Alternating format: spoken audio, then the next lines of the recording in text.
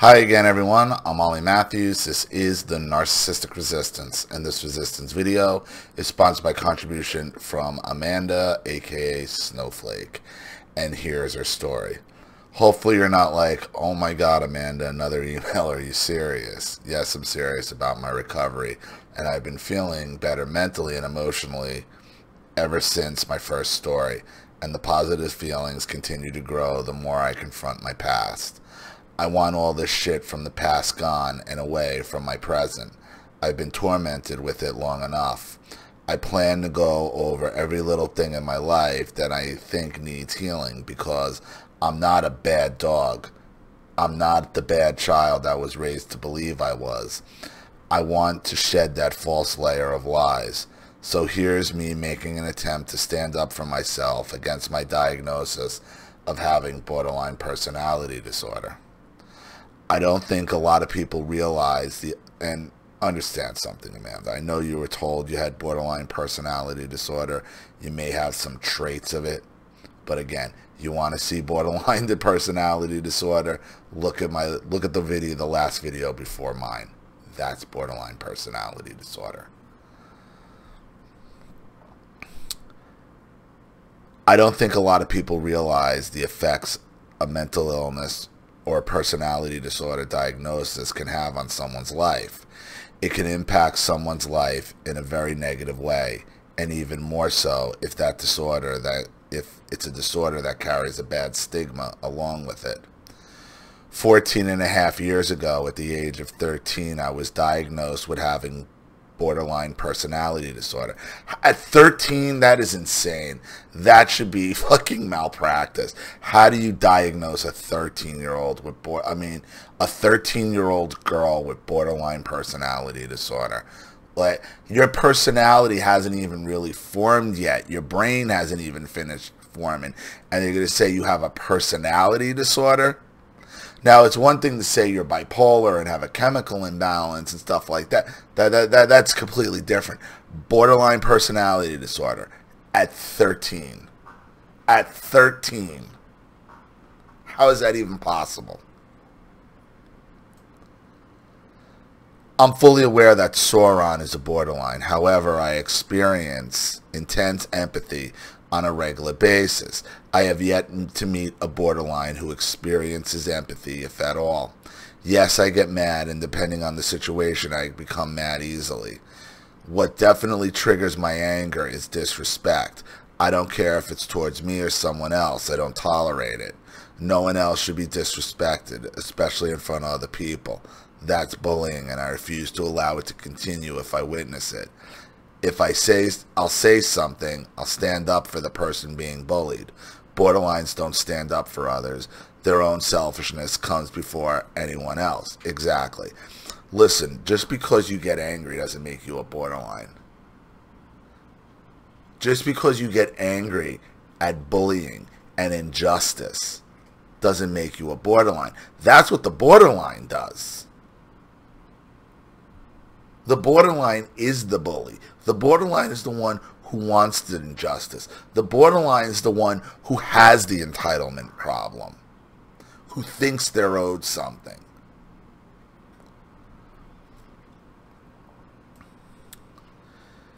This diagnosis has created a lot of unnecessary pain in my life. Over the years, I've stayed in abusive relationships longer than I should have, and I allowed them to escalate more than it should.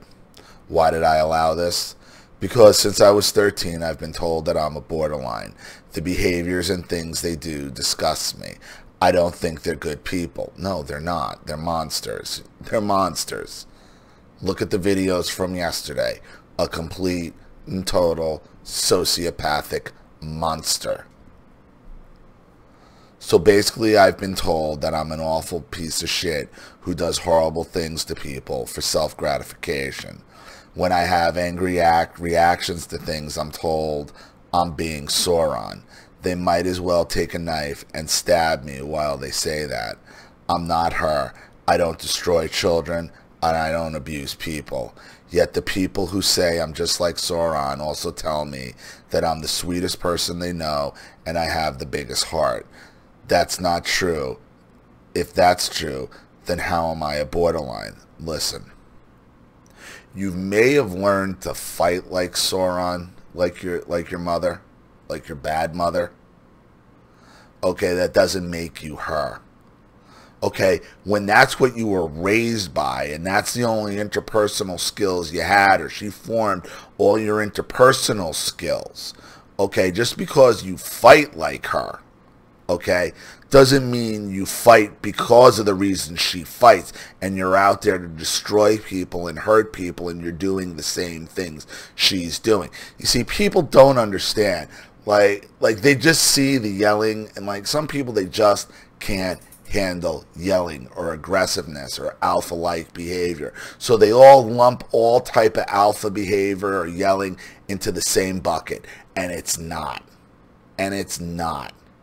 They want to put no context, no reasoning, and give no backstory to anything that's going on. Oh, you're just like your mother. Why? Oh, well, because you yell and she yells. Well, that doesn't make me like her.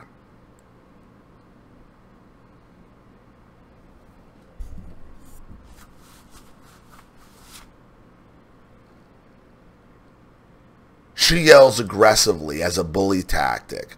I yell out of self-defense. Big difference. Big, big difference.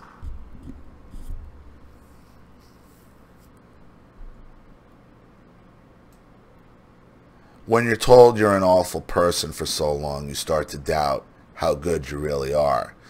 You doubt your perceptions. Like, okay, maybe my boyfriend is abusing me because I was being a bitch and I didn't even realize it. I was justifying the way people treated me because of the diagnosis I have. Sauron deserves a lot of awful shit, and Sauron deserves a lot of awful shit, and I started to think, well, if I'm like her, then maybe I deserve this. So I stay, and I stay, and I stay, and I allow myself to be broken because, according to my diagnosis, I'm an evil, fucking manipulative whore. I don't understand how my parents can believe this diagnosis. Surely they've been going to the psychologist who diagnosed me, even before I started going to him, for almost 20 years. I've been told, I read so many of these books on borderlines, I know you better than you know yourself. How? I fit everything for the diagnosis of CPTSD, but not for borderline personality disorder. Sometimes I really feel like my dad has accepted this assumption he has in his head that I am Sauron. So every time I react to anything, he's perceiving it in the way that Sauron would have reacted. Honestly, it's made it hard for me to build a strong relationship with him because my reactions are always blown into more than what they really are. And here's the thing you got to remember about Amanda and Amanda. Amanda's adopted. Amanda's adopted. So that means there's no DNA, there's no genetics that'll make you to say like, oh, well, you know, that's your mother, so your genetics are the same. You know, it's all learned behavior. This is what I'm trying to tell you about these personality disorders. It's all learned behavior. So for even your father to be saying, oh, you're Sauron, well, she made me this way. Well, you're not Sauron just because you have some of her personality traits. How could you not?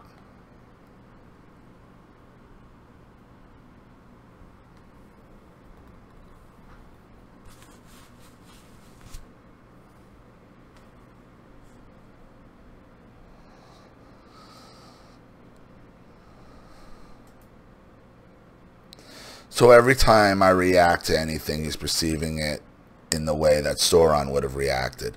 Honestly, it's made me hard. It's been hard for me to build a strong relationship with him because my reactions are always blown into more than what they really are.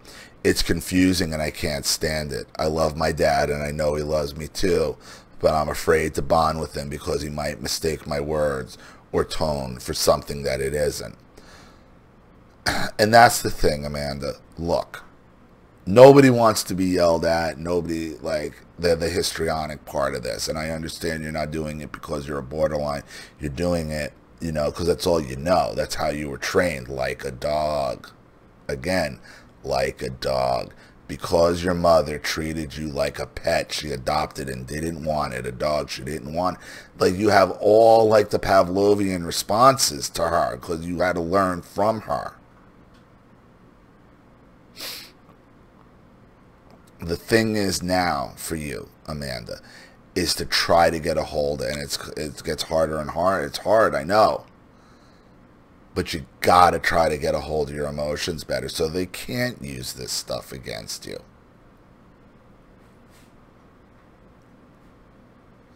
Sauron's a scheming cunt. I'm not. She hates men. For me, it's the opposite. I hate females. I get accused of being predisposed to hating men, but how? Do I hate females? You're damn right I fucking hate them. I don't trust them, and I would easily and happily trust a man before I would ever trust a woman. I have a lot of anger from this BPD bullshit. I have anger towards myself for I don't really know what exactly what part. I'm angry that my family can't see me as my own person without some kind of string attached to the devil. To the devil Sauron is. I'm incredibly hurt. I can't even defend my own personality because it gets shot down. Because somebody they trust greatly diagnosed me. Stop trying to convince them, Amanda. Stop trying to convince them. Just live your life. I know this is probably going to hurt them, but I don't want to stay in another abusive relationship because I'm gaslighted about an illness that I supposedly have. You're going the same way I am. You know, I want my family to try to get to know me for me and not the angry 13-year-old who was diagnosed as a wicked bitch. If they claim to know my unwavering kindness and how big my heart is, then how could they also believe this diagnosis? Because it's convenient for them. Okay, understand. Your father was out. Your father didn't do enough to protect you. They have to believe it. They have to believe your bad diagnosis because it alleviates their guilt. Understand something. What your diagnosis is about with your father and your stepmother and some of these other people is alleviating their own guilt. Because it's easier to have you diagnosed as a borderline than for them to take responsibility for why you even have the characteristics in the first place.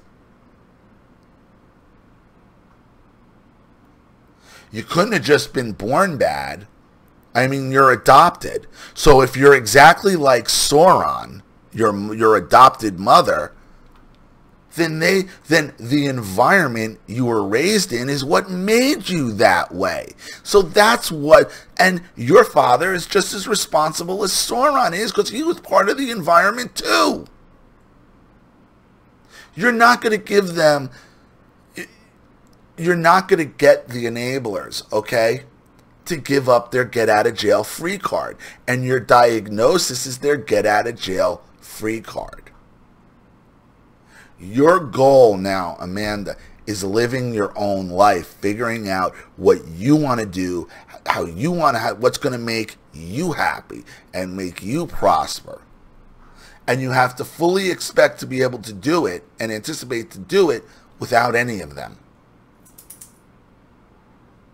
They need you to have borderline. They need this diagnosis. They need you to have it because it's their get-out-of-jail-free card for making you this way. Just luck of the draw, they adopted a girl who had the same genetics as Sauron to be another borderline. Come on. Come on.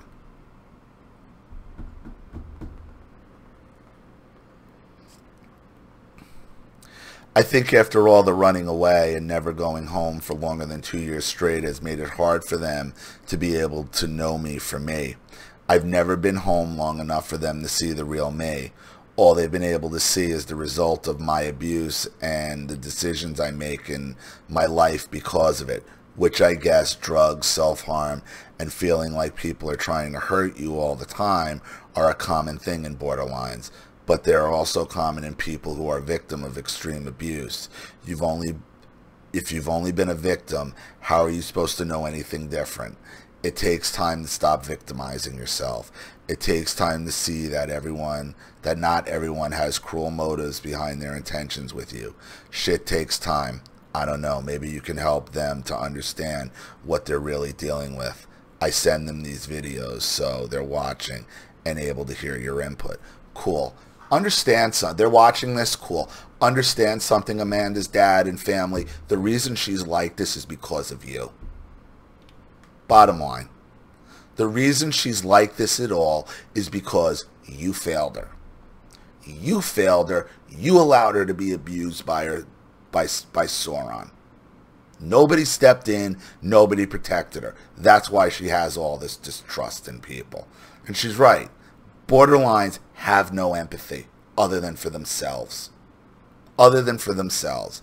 She's not a borderline. She's been abused by one. She's learned the traits of them, of how to defend herself as a borderline would attack, as using it as a self-defense. But understand something. Continuing to call her a borderline, you're doing nothing but trying to pull a get-out-of-jail-free card for your own complicity on why she is the way she is and how she got that way. She got that way because you allowed it to happen. Dad. You allowed her to get abused, Dad. You married Sauron. You knew full well what the fuck she was. You knew full well what Sauron was. And you left your daughter with her. And you left her there. You didn't fight hard enough.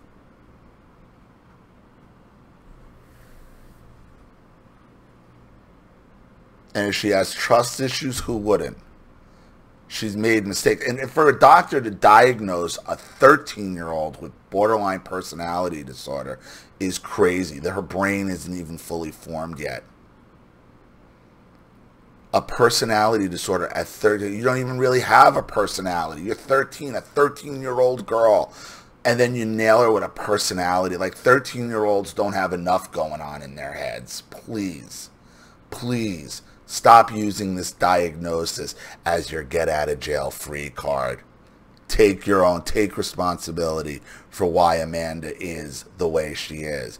And to be honest with you, she should get all the credit in the world for taking the responsibility she does and doing the work she's been doing and being able to stand up for herself and get away from these abusive people. And you, Amanda, you gotta be prepared to do this on your own, that they will never know you, that they will never get to know you. You have to be happy with yourself first. If you're happy with yourself, the other stuff is going to fall into place. So that's the best advice I can give you there. So thank you again for another contribution and story, Amanda. I really appreciate it. Thank you to everybody watching. Please leave any opinions or advice in the comment section below. And again, if you want your story read on the channel, you have a topic you'd like me to cover, a narcissist you'd like to expose, you'd like to have a private video made, or you'd just like to make a contribution to the channel in general to keep it supported, growing, and successful, because this channel survives 100% on contributions from all of you. Without you guys, all this goes away. And YouTube and Google are trying to make that happen sooner than later. So if you like what you see here and you want to see more videos like this, you know what to do with the PayPal and email links in the description box. Also, please like and share this video wherever you can. Subscribe to my channel if you haven't, and be sure to click the subscription bell to be notified of all my video uploads. Also, be sure to follow me on the library app, which links are available in the description box as well. I'm Ollie Matthews. This has been the Narcissistic Resistance. Take care.